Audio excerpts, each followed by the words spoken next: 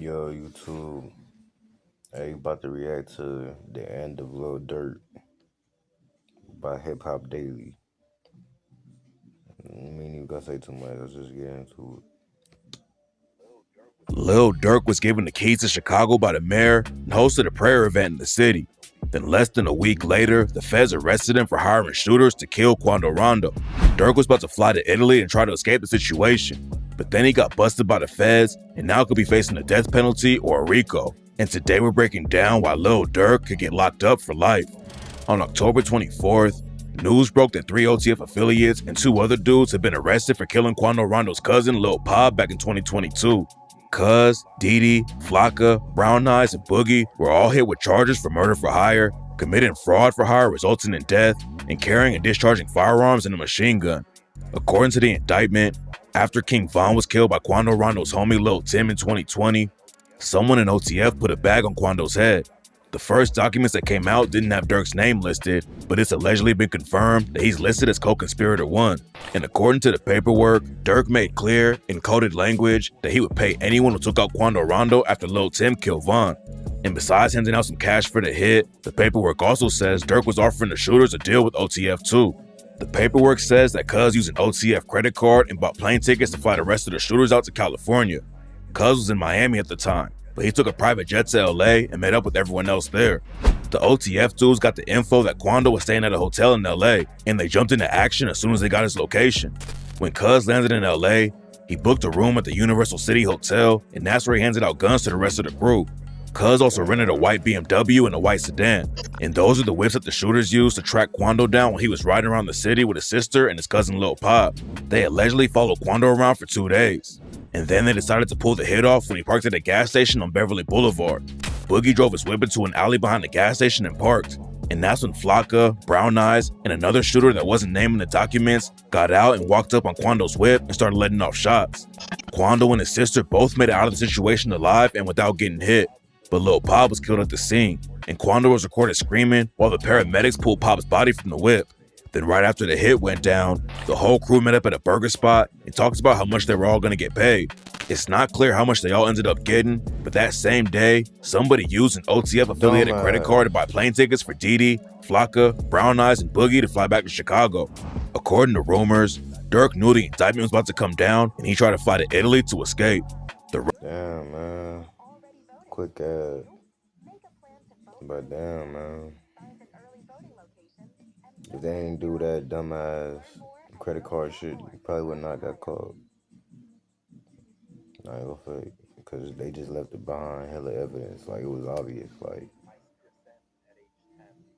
I only knew because he was talking on songs, you know, and I was listening to that man heavy back then, so, you know, but it's crazy.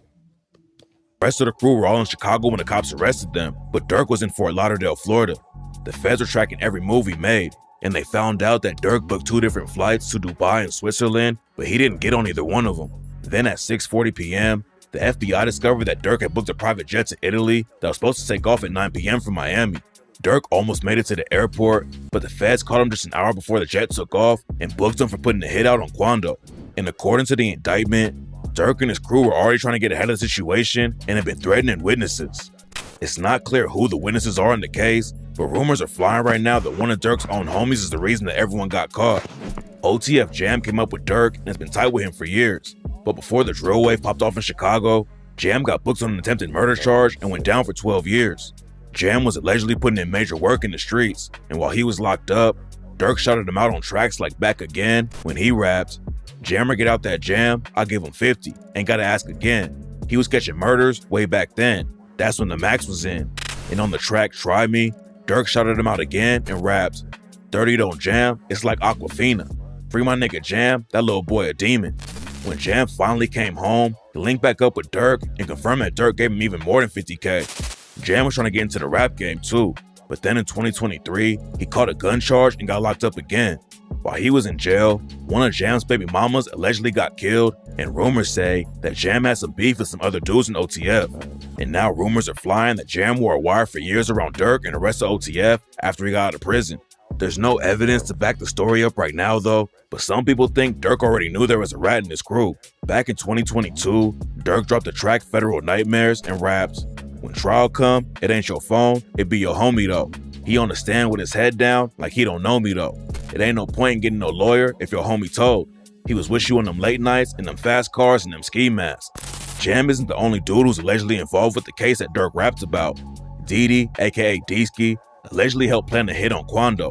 Deesky caught a murder case in 2014, but got out on bond in 2019. And on the track before Fajr, Durk shouted him out and raps, "I know they really hate me now because I'm more famous. He can't even make it out the city. He ain't make no more bangers. Whenever Deesky beat his murder, he gonna be more and more dangerous. How these killers get on the net, you would think there's no more gangsters."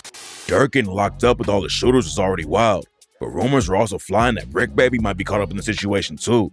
Brick Baby and Durk have been locked in together for years. They linked up in the studio, and people thought Brick had a deal with OTF, but it looks like Durk and him might have had street ties that went deeper than rap.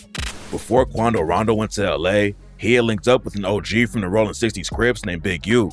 Quando reps the Rolling 60s in Savannah, but that doesn't mean he's cool with all the 60s on the West Coast.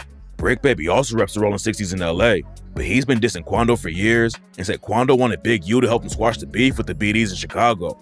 And in the same interview, Brick Baby said that Durk's ops were his ops too. That's my boy. I'm not from BD.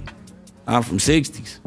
But you lose you my boy, like my ops, your ops at this point. People started connecting Brick Baby to the Lil Pop hit, so Brick Baby hop online and squash the rumors. Stop playing with my name, point blank period, nigga. On 6-0 Crip, nigga. Niggas die every day, nigga. That shit don't got nothing to do with me, nigga.